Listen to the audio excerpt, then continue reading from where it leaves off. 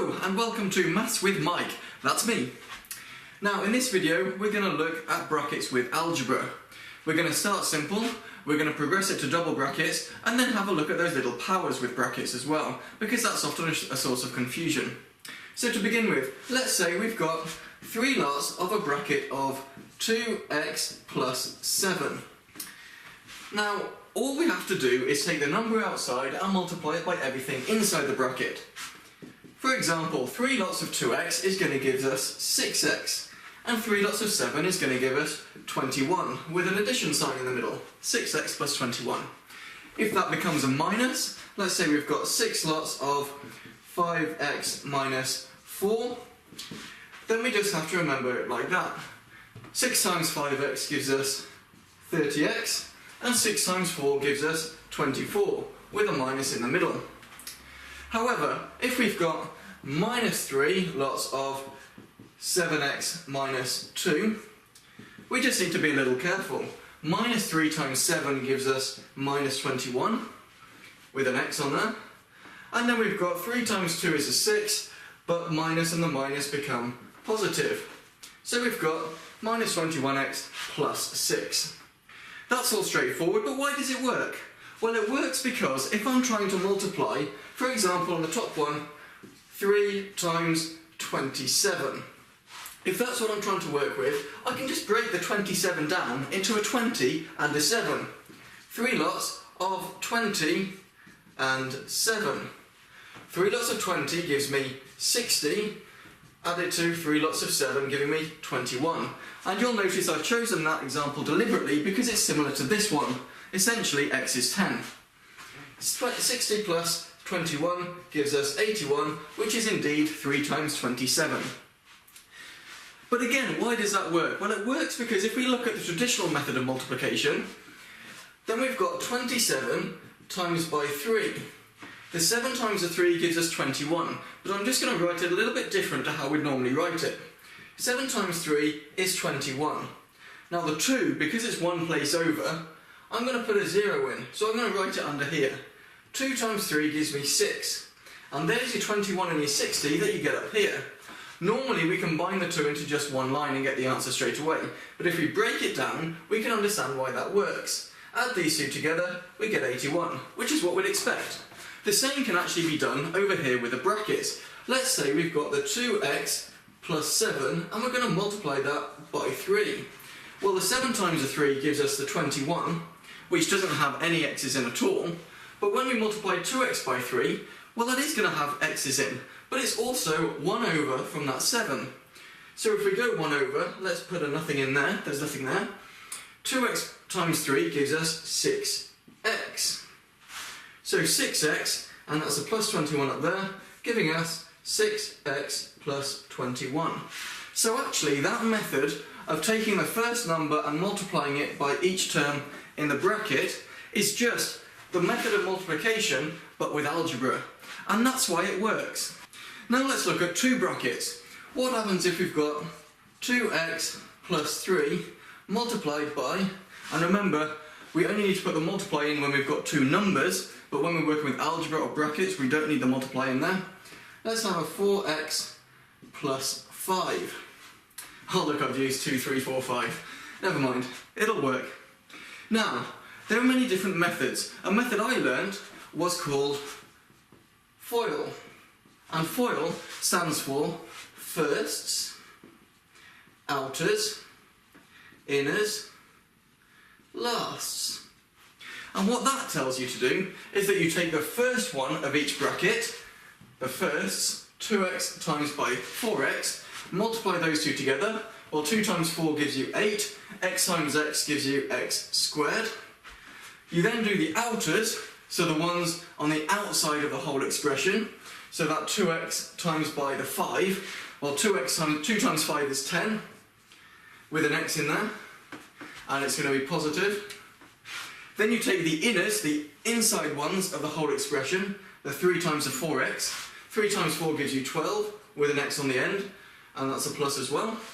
And then you do the last ones of each bracket. So the 3 there and the 5 there. 3 times 5 gives you 15. So that's what it is multiplied out, and then you can simplify because the two terms in the middle have got the same algebra on there, giving us 8x squared plus 10 add 12 gives us 22x plus 15. So that is these two brackets multiplied out.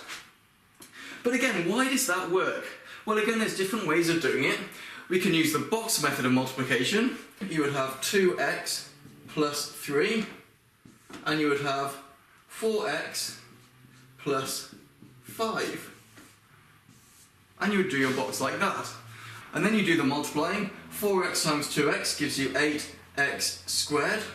4x times 3 gives you 12x. 5 times 2x gives you 10x. And the 5 times the 3 gives you 15. And then you just add them all together, remembering that the 10x and the 12x will add together. Notice that these four terms are the same as these four terms here. So when you simplify, you will end up with the same thing. The same also works with long multiplication, or the traditional multiplication method. And that would be if you've got 2x plus 3 and 4x plus 5, and you multiply. So 3 times 5 gives you 15, which is a term on the end. The 2x times the 5, which is 1 over, so we're going to write it over here. 2x times 5 gives you 10x, with nothing in there. The 3 times the 4x, well, the 4x is 1 over as well, so that's going to be written underneath here. 3 times 4x gives you 12x, with nothing there. And then the 2x times the 4x, well, the 2x is 1 over and the 4x is 1 over. Add them together, you go over once and twice, leaving you nothing there and nothing there. 4 times 2 gives you 8, with an x squared. And of course, when you add all of those up, you end up with the same answer, an 8x squared there. 10 add 12 gives you 22x, with a plus and a 15 on the end. And that's how the traditional method can work with the algebra. That's why this method works. And this does work as well. And actually, this method also works with the fast method of multiplication that I show in some videos. For example, this is just 20 plus 3, or 23. And this is just 4x plus 5, well, the x is 10, 45. So if I'm doing 23 times 45, all I do actually is I do this in reverse. And the reason I do that is so that I can start writing the answer from the end, and as I carry things over, I can not make mistakes and have to correct it. That's the only reason I do it. It works the other way as well, but you sometimes have to change digits. So the 3 times the 5, the last is 15. Then the inners is next, the 3 times the 4, but making sure we add it to the other one. So 3 times the 4 is 12, 2 times 5 is 10, add them together you get 22, add the 1, 23, and then the 2 times the 4, the firsts. 2 times 4 is 8, added to 2 gives you 10.